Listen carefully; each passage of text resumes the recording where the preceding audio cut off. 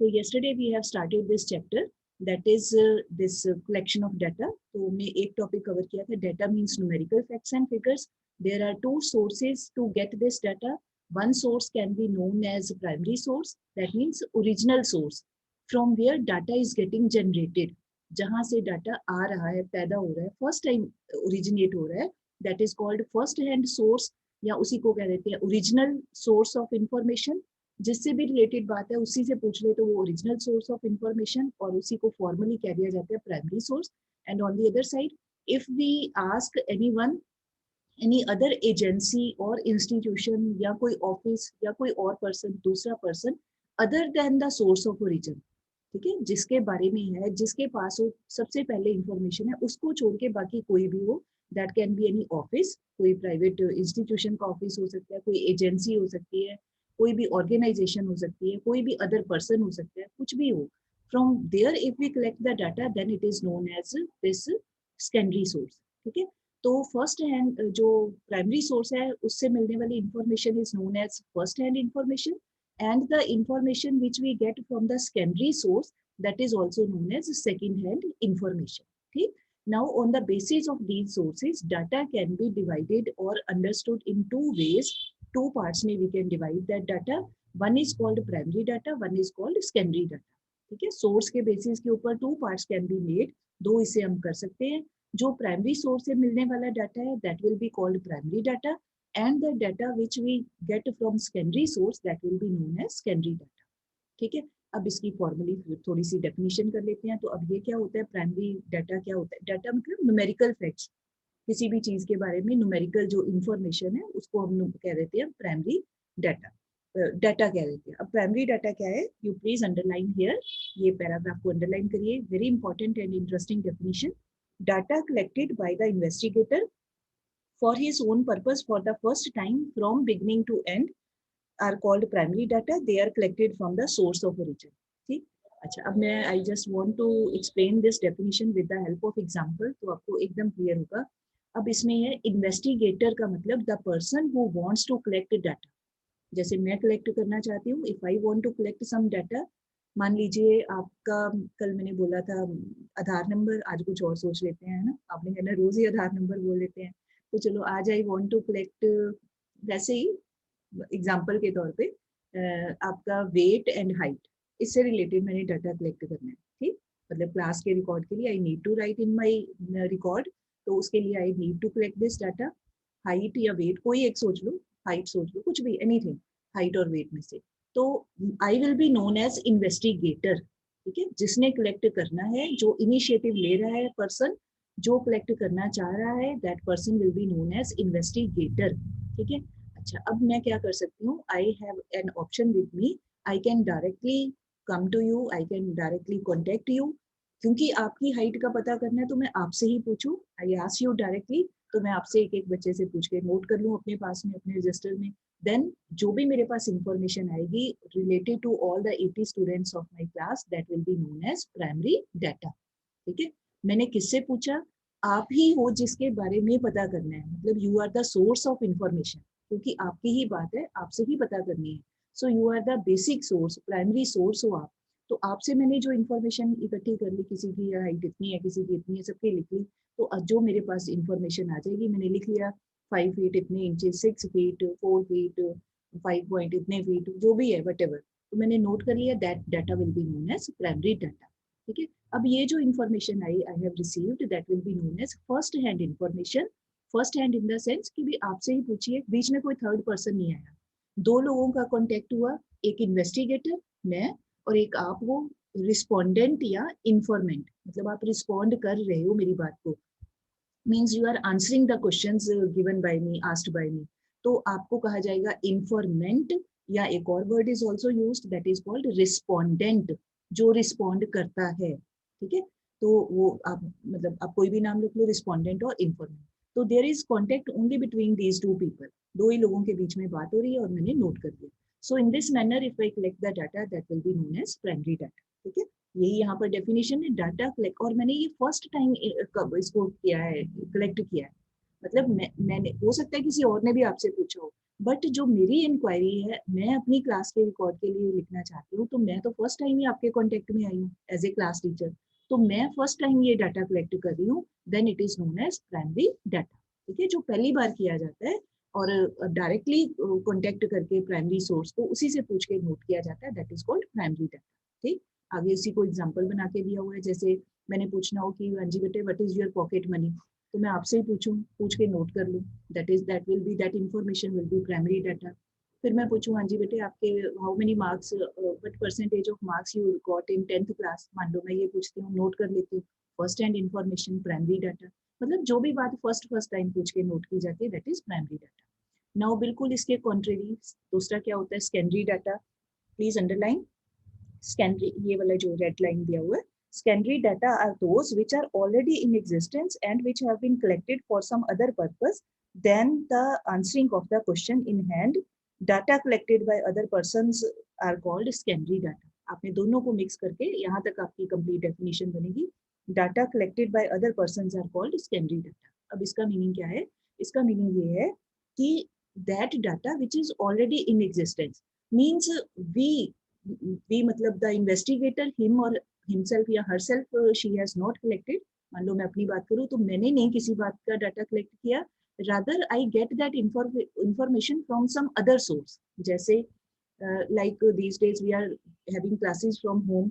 ठीक है, तो I am in Jalandhar, I live in Jalandhar। तो अच्छा, अब मैंने मान लो मैं स्कूल नहीं गई, I have not gone to school, और मैंने क्या किया, I want to collect data related to your this Aadhaar number या your home address जो भी है, admission number।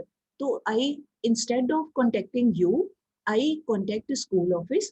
ठीक है, वहां पर आपका जो भी इंफॉर्मेशन है that you have written in your admission form और आपको admission number दिया गया by school office, all the things were done। ठीक है ना, all the formalities were performed by the school office। तो I instead of asking you people directly, now I contact school office और वहां से जो जो भी मुझे इंफॉर्मेशन चाहिए मैं वहां से ले लूँ।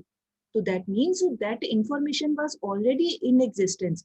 जो भी मुझे चाहिए था वो पहले से है इंफॉर्मेशन, उसके बारे में इंफॉर्मेशन ऑलरेडी कलेक्ट कर ली गई थी थ्रू योर एडमिशन फॉर्म्स। और now what I am doing, I am contacting that office. वो कोई ऑफिस हो सकता है, कोई पर्सन हो सकता है, कोई और एजेंसी, कोई प्राइवेट एजेंसी, कोई भी हो सकता है। तो मैं वहां से लेके मैंने अपने पास नोट कर लूँ। That means अब now the data which I am keeping in my record, now that will be known as secondary data।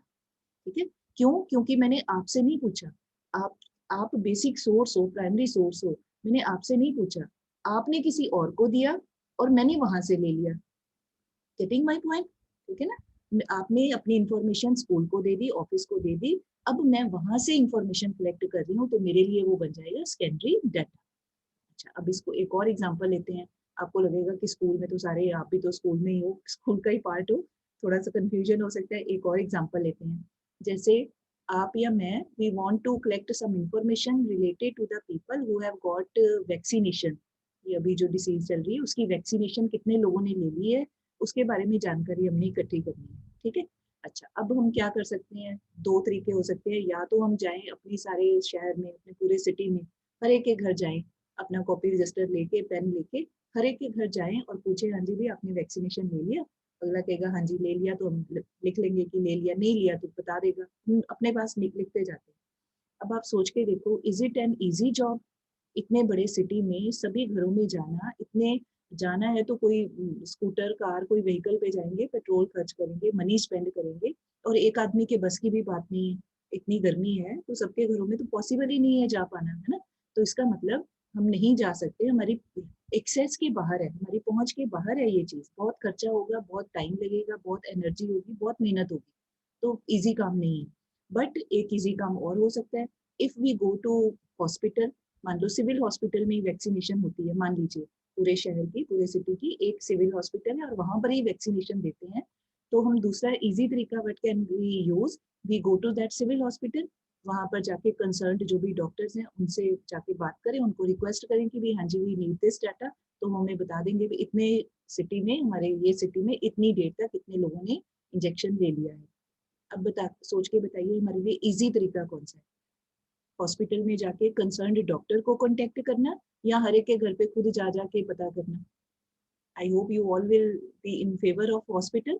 कि वहीं जाके हम बात कर ले, सीधे सीधे वहीं से डाटा उन्होंने पहले ही लिख के, और जब भी वैक्सीनेशन ये कर रहे हैं तो सारा रिकॉर्ड उनके पास है, कौन आया, कितनी एज थी, किस दिन उसको इंजेक्शन लगा, क्या था क्या नहीं था, सारा रिकॉर्ड है, तो हम वहां से जाके ले लेते हैं। तो now the data which we collect from the hospital, civil hospital से जाके लिया, that data will be known as secondary data. क्यों? क्योंकि वो पहले से एग्जिस्ट कर रहा है, हमने खुद नहीं कलेक्ट किया।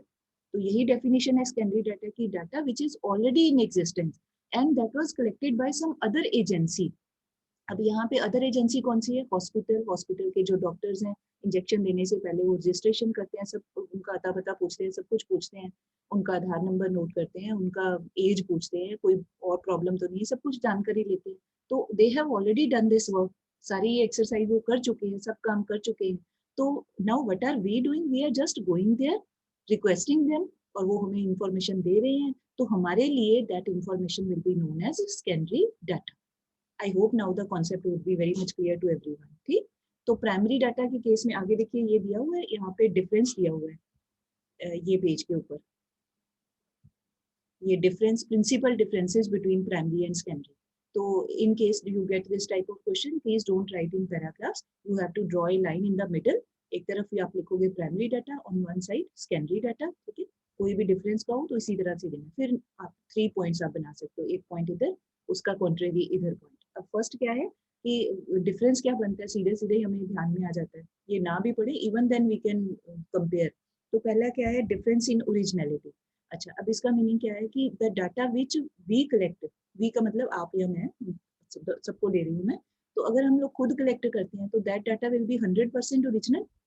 जब मैं आपसे ही पूछ रही हूँ कि अपना कोई हाइट बताओ, वेट बताओ, या कोई और बात बताओ, तो मेरे पास जो भी आप इंफॉर्मेशन दोगे अपने बारे में वो करेक्ट ही दोगे, क्योंकि आपको पता है कि फॉर्मली ये काम हमें बोर्ड में रजिस्ट्रेशन करवानी है, तो हमें गलत इन्फॉर्मेशन नहीं देनी है। You will give me correct information, तो वो डाटा ओरिजिनल है, 100% ओरिजिनल है, क्योंकि आप ही दे रहे हो आपकी information. But on the other side when we collect data, secondary data, तो इन दैट केस जो ओरिजिनलिटी होती है वो, क्योंकि हमने डायरेक्टली कलेक्ट नहीं किया है, तो उसमें ओरिजिनलिटी के ऊपर हमें पूरा भरोसा नहीं कर सकते। There is we can say some limit, there are some limitations with regard to the originality. जैसे अच्छा, अब मान लो सिविल हॉस्पिटल ही है, अब हम ले तो लेंगे वहां से डाटा, बट हम कैसे श्योर हो, हम इस बात की गारंटी कैसे ले कि उन्होंने जो कुछ भी लिखा है वो ठीक लिखा है? अब ये तो चलो हम मान लेते हैं कि वो ठीक लिख रहे हैं, किसी एजेंसी के ऊपर फेथ होता है, वो तो बहुत अच्छी बात है, but even then some chances of mistake are there. हमें नहीं पता कि उन्होंने जो बात लिखी है, जो इंफॉर्मेशन लिखी है, वो ठीक होगी कि नहीं। जैसे फॉर एग्जांपल कोई पर्सन गया वहां पे इंजेक्शन लगाने के लिए, उन्होंने पूछा कि अपनी एज बताइए रजिस्ट्रेशन करने के लिए पहले। अच्छा, अब किसी आदमी की एज है 60 ईयर्स, 60 साल की एज है, वो बंदा कह दे नहीं जी मैं तो 55 साल का हूँ, अब उसका तो कोई नहीं ना पता चलेगा। अब अगले ने गलत इन्फॉर्मेशन उन्होंने रिकॉर्ड कर ली, उन्होंने नोट कर लिया, या कोई और गलत इन्फॉर्मेशन कोई दे दे, तो सेकेंडरी डाटा की, और हम जाके वहां से सीधा सीधा ले आते हैं, तो फिर इसका मतलब वहां पर कुछ chances of mistake are always there when we make use of secondary data.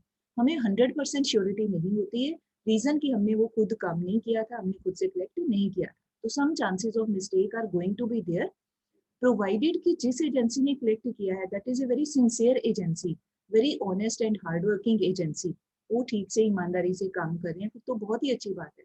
But sometimes even then it depends, क्योंकि बहुत सारे लोग इन्वॉल्व होते हैं, तो कुछ ना कुछ चांस ऑफ मिस्टेक हमेशा ही हो सकता है। ठीक है, I am saying probability of mistake can always be there, तो 100% एक्यूरेसी पॉसिबल नहीं हो पाती in case of secondary data. ये इस पहले पॉइंट का मीनिंग है। Now the second is difference in suitability of objectives. Suitability of objective का मीनिंग है कि जो प्राइमरी डाटा है, when we collect that data, तो at that time we ourselves we are very much clear कि for which reason we are going to collect this data and for which reason we are going to make use of this data। मैं collect कर रही हूँ तो मेरे दिमाग में ये क्रिस्टल क्लियर है ना, अपनी डेफिनेशन में हमने पढ़ा था, प्री डिटरमिन्ड पर्पस के लिए स्टैटिस्टिक्स में डाटा को कलेक्ट करते हैं, प्री मैंने सोचा हुआ है कि ये काम करना है। ठीक है, तो प्राइमरी डाटा के केस में objective of the investigator is very much clear in his mind, in his और हर माइंड, हमें पूरा पता कि हमने क्या काम करना है और किस रीजन के लिए वी आर कलेक्टिंग, तो वो तो कोई चांस ऑफ मिस्टेक नहीं रहता। But in case of secondary data, secondary मतलब कि अब हम दूसरों के कलेक्ट किए हुए डाटा को यूज कर रहे हैं। तो अब now we are not clear कि जो उस पर्सन ने या ऑफिस ने या एजेंसी ने वो जो डाटा कलेक्ट किया था, उन्होंने किस रीजन को ध्यान में रख के कलेक्ट किया था, for which reason, for which target, for which aim, for which consideration they collected the data. Are you getting my point? किसी दूसरे ने कलेक्ट किया है, हम जाके वहां पर ले रहे हैं, डाटा ले रहे हैं, तो हमें क्या पता कि उस आदमी ने किस पर्पज के लिए, किस स्टडी के लिए वो कलेक्ट किया था। हम जाके तो अपना जो हमें रेलिवेंट पार्ट है वो तो हम ले लेते हैं, बट वो उस एजेंसी ने पूरा उसके माइंड में क्या बात चल रही थी, किस चीज को ध्यान में रख के उन्होंने कलेक्ट किया था, हमें नहीं पता चलता। ठीक है, सो यहाँ पर यही है कि सुटेबिलिटी ऑफ ऑब्जेक्टिव का मतलब कि when we make use of secondary data, तो at that time we have to adjust that data, थोड़ा सा उसमें एडजस्टमेंट करनी पड़ती है। एडजस्टमेंट इन द सेंस कि हमें उसमें से चूज करना पड़ता है कि हमें क्या चीज चाहिए। जैसे यही मैंने एडमिशन फॉर्म का एग्जांपल दिया, बेटे please keep your videos on, it's very what should I say inhuman to see the names of the students only. है, कोई आपको दिखते ही नहीं हो तो बात करने का भी फिर मूड नहीं बनता है। Please keep videos on, every time I have to remind you this thing. Sukhmandeep, Mohit, Helen, Mohit Mal, Mishti, keep videos on. Yes, that's better.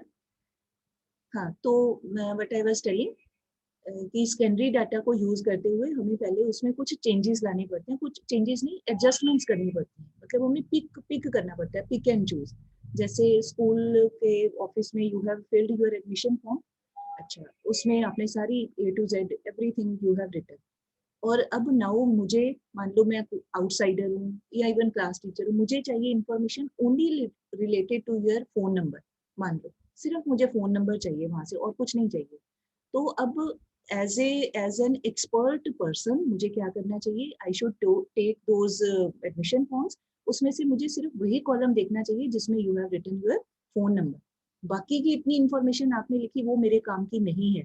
and I should not make use of that whole of the information blindly। तो शुरू से लिखना शुरू कर दूं बिना किसी reason के, that will be foolishness, वो नहीं करना चाहिए। अब मुझे चूज करना पड़ेगा, मुझे सोचना पड़ेगा कि मुझे क्लास ग्रुप बनाने के लिए I need only phone numbers, तो मुझे वहां से सिर्फ फोन नंबर ही पिक करने चाहिए, वो अपने पास नोट कर लेने चाहिए। That means I have adjusted with the situation, सभी सब कुछ नहीं उठाया, अपना रिक्वायर्ड पार्ट मैंने उठा लिया, वहां से यूज कर लिया। तो ये थोड़ा सा हमें चीज ध्यान में रखनी पड़ती है कि जो डाटा ऑलरेडी कई और लोगों ने, किसी इंस्टीट्यूशन ने या किसी दफ्तर ने, ऑफिस ने, एजेंसी ने, किसी ने भी कलेक्ट किया हुआ है, उसमें से हमें क्या चाहिए, we should choose that part. ठीक है, सारे का सारा यूज करने की रिक्वायरमेंट नहीं होती, अपनी जरूरत के अकॉर्डिंग हम उसमें से पिक एंड चूज कर सकते हैं। ये सेकेंड पॉइंट है। Third point is difference in the cost of collection. अब ये सभी बच्चे और इजिली समझ सकते हैं, बिना पढ़े यहाँ से कैन एनीवन टेल कि इसमें से कौन सा जो मेथड है वो cheap in terms of time, energy, labour, money, कौन सा थोड़ा सस्ता पड़ता है, किसमें खर्च कम होगा और किसमें खर्च ज्यादा होगा? Anyone can tell? ध्यान से सोचिए जरा। अगर प्राइमरी डाटा है तो हमें खुद ही जाके सब लोगों के पास A to Z सब इंफॉर्मेशन कलेक्ट करनी है। हमें we need the help of other investigators also, अपने साथ और भी असिस्टेंट चाहिए ना, एक आदमी तो अकेला सारे काम नहीं कर सकता है। टाइम भी चाहिए, बहुत खुला टाइम चाहिए। आपने सिटी में पूरा जा जाके पता करना है, यही मान लो वैक्सीनेशन का ही, तो आपको अपने साथ और 5-10 लोग चाहिए, जो सारे आप शहर को डिवाइड कर लोगे, ये लोकेलिटी में आप चले जाना, यहाँ आप चले जाना, है ना। फिर जाने के लिए कोई व्हीकल चाहिए, पेट्रोल चाहिए, पैसे चाहिए खर्च करने के लिए। तो ये सारा कुछ, इसका मतलब इसके ऊपर हमारा खर्चा होता है, टाइम लगता है, लेबर लगती है, जब बाकी लोगों को लगाते हैं एनर्जी लगती है। तो ये सारी चीजों को अगर कंसिडर करें तो जो प्राइमरी डाटा है that is very expensive data, क्योंकि खुद से सारा काम A to Z आप करना पड़ता है, सब खर्च करना पड़ता है, that is expensive. But on the other side if we make use of secondary data तो that is very cheap data. Cheap in the sense वो घटिया वाला नहीं, बढ़िया घटिया वो नहीं, चीप मतलब इन terms of money, in terms of labour, energy, हमें कोई मेहनत नहीं ज्यादा खास करनी पड़ती, किसी के किए हुए काम में से ही हम लोग चूज कर लेते हैं, तो दैट इज लेस एक्सपेंसिव। तो यहाँ कॉस्ट का मतलब प्राइमरी डाटा की जो कलेक्शन है वो एक महंगा काम है, एक्सपेंसिव काम है, मनी टर्म्स में एनर्जी, लेबर, टाइम सब कुछ ज्यादा खर्च करना पड़ता है। और जो सेकेंडरी डाटा के केस में हमें कुछ ज्यादा खास खर्च नहीं करना पड़ता, थोड़े टाइम में हम जाके पता कर लेते हैं, थोड़े लोगों की मदद से एक ही आदमी काम कर सकते हैं, मतलब कम खर्चा होता है, ये मीनिंग है इसका, ठीक है। So these are about the differences between these two types of data. बस only thing to be remembered, you have to draw a line in the middle and then differences are to be given. Now next very important part is going to start from this heading, that is how basic data is collected. So you can write here basic or primary. You can write the word here. Basic word इसी के लिए use किया जाता है, चाहे basic data कह दें और we can say primary data, one and the same thing. मान लो पेपर में मैं टेस्ट में ये डाल दूं कि बेसिक डाटा, तो आप सोचने नहीं लग जाना कि ये क्या डाल दिया बेसिक डाटा. बेसिक डाटा मतलब प्राइमरी डाटा, ठीक है. तो अब है कि अब हमने ये मीनिंग तो we have understood. Now question arises कि how can we collect this, कि जो प्राइमरी डाटा है, बेसिक डाटा है, उसको कैसे कलेक्ट करें, या जो सेकेंडरी डाटा है उसको कैसे कलेक्ट करें, क्या तरीके हो सकते हैं, कौन से मेथड्स हो सकते हैं, this we have to study, ठीक है. अच्छा, अब इसमें क्या है, फर्स्ट हम करेंगे with regard to primary data. So please tick mark these 4 points, very important. These are the names of the 4 methods with the help of which we can collect primary data. First है direct personal method, second indirect oral investigation, third is this information from local sources or correspondents, next है information through questionnaires and schedules. उसके फिर 2 part हैं ये questionnaire schedule के, एक है mailing method, एक है enumerators method. Okay, now one by one we are going to understand all these. I am going to start with the first one, direct personal investigation. Now this is very interesting and we all see this type of use of this type of method in our daily life also. अब इसमें क्या होता है, you can underline first sentence. In this method data are personally collected by the investigator from the informants. अच्छा, अब इसका मतलब क्या है, वेरी इंटरेस्टिंग. इसका मतलब ये है कि पहले तो हम 2 टर्म्स को समझ लें. एक तो जो पर्सन इंफॉर्मेशन कलेक्ट कर रहा है, पूछ रहा है, जो आदमी, जैसे मैं कलेक्ट कर रही हूँ तो मैंने पहले भी बताया I will be called investigator, और जो जिससे पूछ रही हूँ मैं, that person will be known as informant या रिस्पोंडेंट, ठीक है. अब नाम नहीं लेने हमने एक दूसरे के, हमारी पहचान अलग हो गई. मैं हो गई इन्वेस्टिगेटर, आपसे पूछना है तो आप हो जाएंगे, you will be called informant या रिस्पोंडेंट, ठीक है. अच्छा, अब डायरेक्ट पर्सनल, नाम से ही क्लियर हो रहा है कि अगर जो इन्वेस्टिगेटर है ही या she has to collect information, तो वो इंफॉर्मेंट के साथ डायरेक्टली कांटेक्ट एस्टेब्लिश करे, डायरेक्ट बात करे, ठीक है. डायरेक्ट बात करके, कांटेक्ट करके, उससे पूछताछ करके, अपने जो भी कम्युनिकेशन है वो करके इंफॉर्मेशन को गैदर कर ले, कलेक्ट कर ले, then the method is called direct personal investigation. जैसे मैं आपको पर्सनली हर एक बच्चे को फोन करूं और आपसे कोई बात पूछूं, ठीक है, जो भी मेरा स्टडी का टॉपिक है, मैं उससे रिलेटेड आपसे कोई बात पूछूं, तो क्या हो जाएगा, I am contacting you directly. बीच में किसी मीडिएटर को नहीं लिया, इवन आपके पेरेंट्स से भी बात नहीं की, आपसे डायरेक्टली बात की है, ठीक है. तो 2 लोग डायरेक्ट कॉन्टेक्ट में आ गए. 2 लोग कौन से, एक हो गया इन्वेस्टिगेटर मैं, और एक हो गए आप इन्फॉर्मेंट या रिस्पोंडेंट.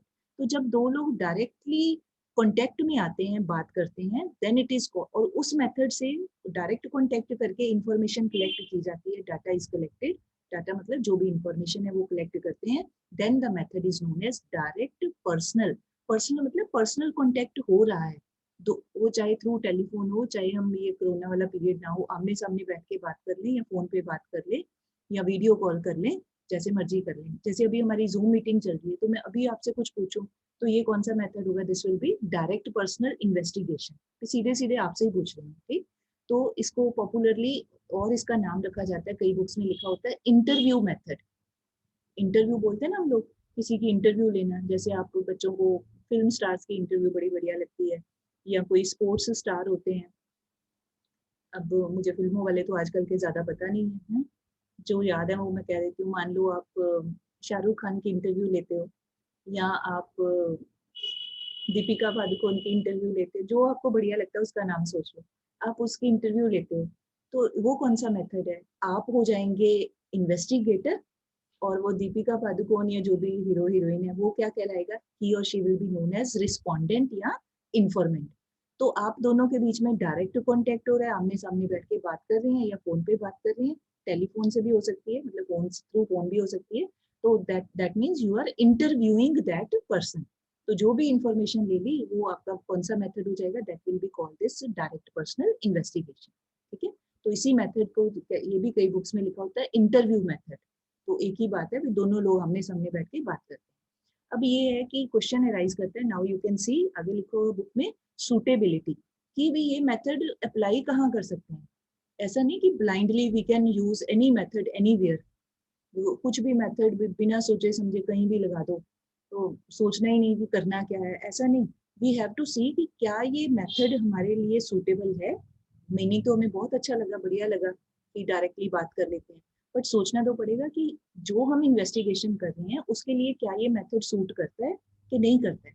जैसे आप बच्चों को कपड़े ज्यादा पसंद होते हैं ना, ड्रेस लेने जाते हो तो मॉल में या कहीं जाते हैं तो ड्रेस पहन के वहाँ ड्रेसिंग रूम में मिरर के सामने चेक करते हैं मुझे सूट कर रही है कि नहीं कर रही, मेरे ऊपर जच रही है कि नहीं जच रही, ये कलर मुझे सूट कर रहा है कि नहीं कर रहा है, देखते हैं ना बच्चे। तो इसका मतलब क्या है, सूटेबिलिटी। अगर ठीक लग रहा है तो फिर हम we want to go for that dress, नहीं लगता तो फिर नहीं लेते है ना। तो ऐसे ही यहाँ पर देखना है कि क्या ये मेथड हमारे काम का है, हमारे लिए सूट कर रहा है कि नहीं कर रहा है, वो देखना है। तो सूटेबिलिटी के पॉइंट्स क्या है, लेट अस सी, वेरी इंटरेस्टिंग। पहले तो ये मेथड तब काम में आ सकता है जब field of investigation is limited and not very large. जब किसी छोटे से एरिया में हमने इन्वेस्टिगेशन करनी है, जैसे मान लो एक, let me give interesting example of your age group.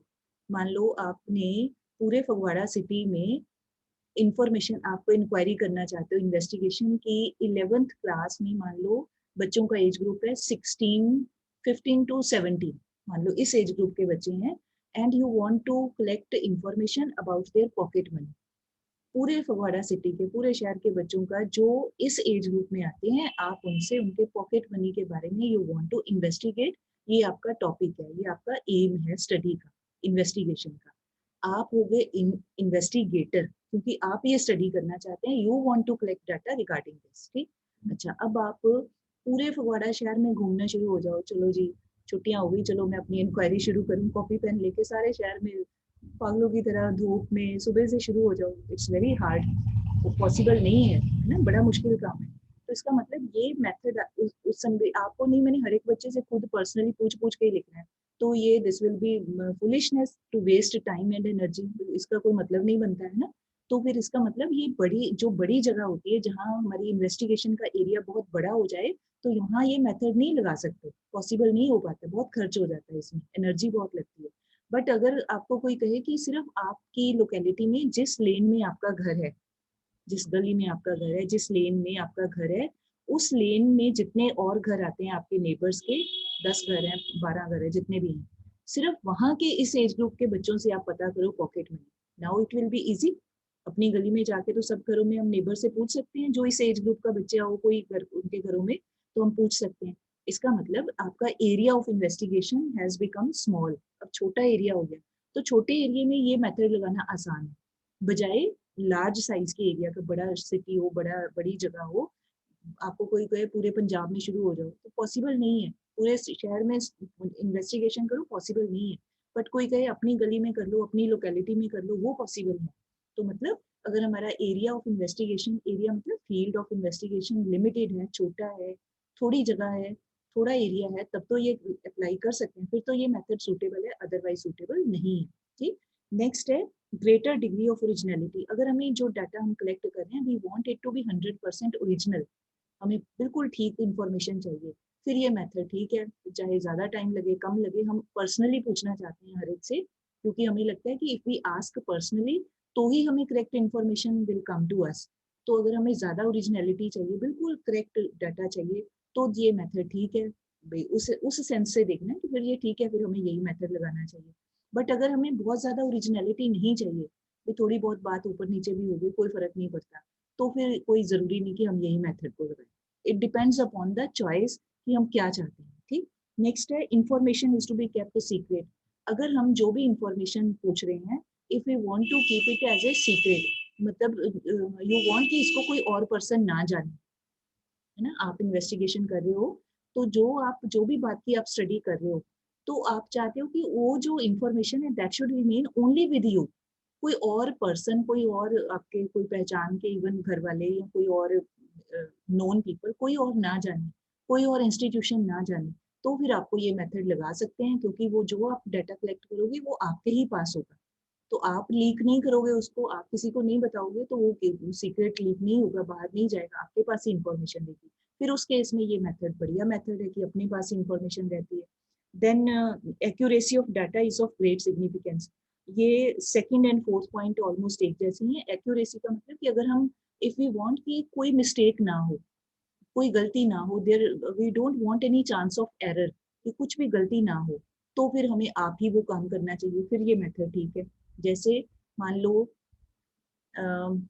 Just for example, मैं कोई अपने अटेंडेंस रजिस्टर में कुछ लिखना है, तो माय हैबिट इज कि मैं वो आप ही लिखती हूँ, I don't take help of anyone, है ना, आदत पड़ी हुई है। इसका मतलब, क्योंकि मुझे लगता है कि if I take help of any other student या एनी अदर पर्सन, तो हो सकता है अगला गलत लिख दे, कोई स्पेलिंग मिस्टेक कर दे, कोई डेट ऑफ बर्थ गलत लिख दे, कोई चीज गलत लिख दे, मतलब मुझे बिलीव नहीं होता है, मुझे विश्वास नहीं होता।